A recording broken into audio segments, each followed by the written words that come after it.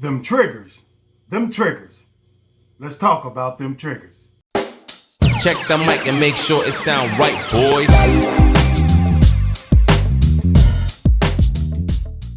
Welcome, guys. Welcome back to the channel. Hey, let's dive right off into this. Today we're going to talk about triggers and identifying the triggers that trigger us. It's important to know our triggers when we're in recovery because we want to stay away from things that spark our addiction. And that's exactly what a trigger is. A trigger is those things, outside influences and internal influences, that spark up the addiction in us. And we're going to get into this about the internal. But right now, let's talk about, there's two types of triggers, external and internal. The external triggers are the things like people, places, and things.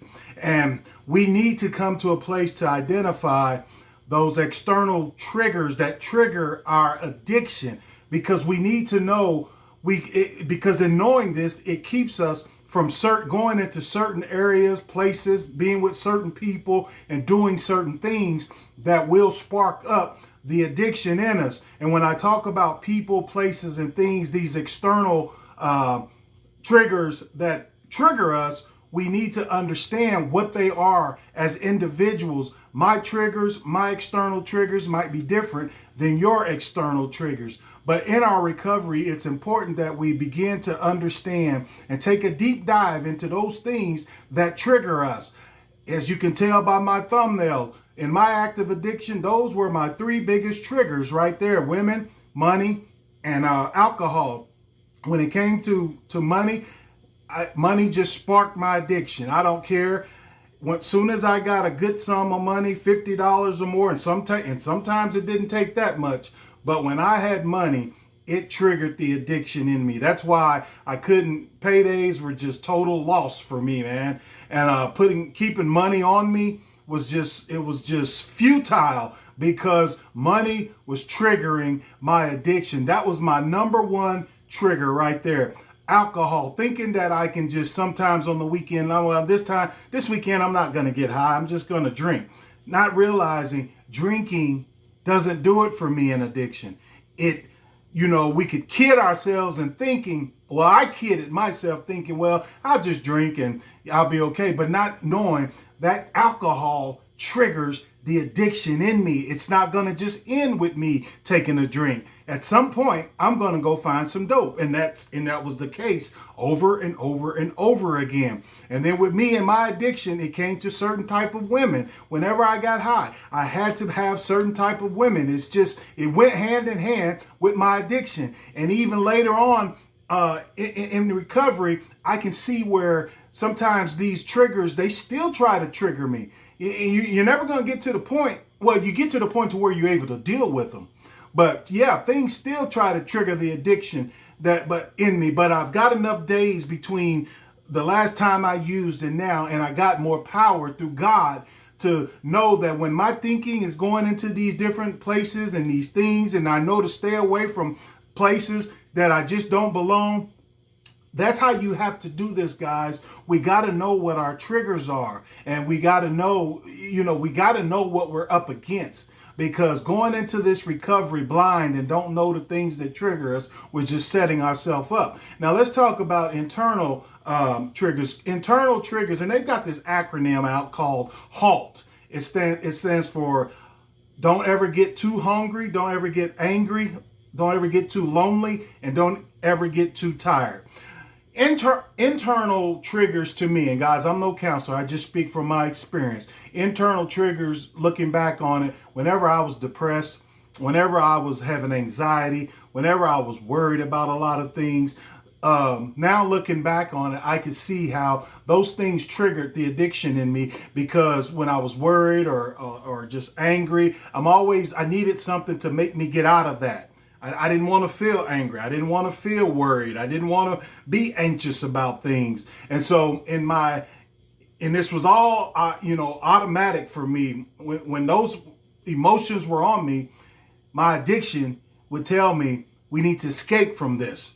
And so internal triggers are those things inside of us, the emotions and stuff that can trigger the addiction in us. And guys, it's so important that we understand and begin to know in recovery what our internal triggers are as well as our external. And when we find ourselves being triggered, it's up to us in recovery to take the necessary steps to not let that trigger pull the trigger on our addiction. And so that's the process, guys, that we have to know, and we have to begin to look at. Recovery is taking a deep look at ourselves and understanding what we're all about. Because in our active addiction, we have no clue as to who we are, why we're doing what we're doing, and we're just going about, addiction is just controlling us. If addiction says go here, go there, we go there. If addiction says do this, we do this. But when we're getting in recovery and we're taking back control of our life, but we gotta be cognizant of the things that sparks the triggers in us, that sparks the addictions in us. So we have to take an inventory. We have to take a look at our lives and be able to see, because when in recovery, it doesn't mean that, hey, things aren't going to be thrown at you. Like, to me, to this day, if I go check into a hotel, it could be a 5-star hotel, but because it's something that I was familiar with in my addiction, even to this day, checking into a hotel, even though I'm not getting ready to get high and it's not that type of party, it's still kind of, that thought will come. And it's crazy how this stuff happens. But I just thank God that now it's no longer, I'm controlled by my thoughts and my emotions. And so those are the things we have to really look at, guys.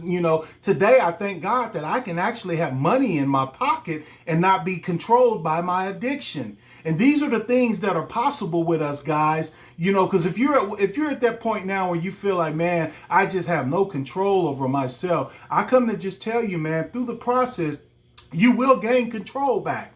But in these videos and what I'm talking about, I'm just giving you the experience that I can look back and see the experience that I've gained. And I had to know my triggers. There's just some areas of the city that I'm not going into. I'm not going. I just choose not to. Call me what you want. Call it what you may. But I'm just I'm not doing that. There's just certain people I'm not fooling with no more. I just can't do it. My sobriety, my recovery, and my freedom is too valuable to me today to even take a chance on it. And I'm very cautious right now. It's just about me. I'm not trying to date. I'm not trying to do a whole lot of things because I'm working on me, and that's what I need. And so, guys, we got to just look at our triggers. They're external. Know your external triggers. Know the internal triggers.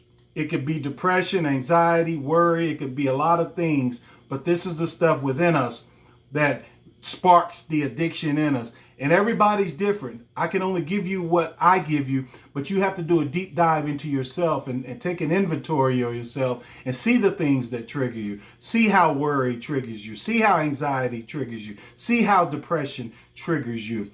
And in doing so, guys, we're building up an arsenal. And every time we do these things, guys, we're taking control back of our lives. We're ripping it. We're ripping our life back from addiction, one thing at a time. Give it back to me. Amen. So, guys, I pray that this has blessed you. Remember, guys, I'm not a counselor, so I don't give out that type of advice. I'm not, I just speak from my experience, and do what you may with the info. But I just speak from a brother that was once bound by crack cocaine, and is free now. And I just come from that perspective. Amen. So I pray that this video has blessed you guys. You guys be blessed. And I will see you on the next one. Stay motivated, my friends. Later, guys.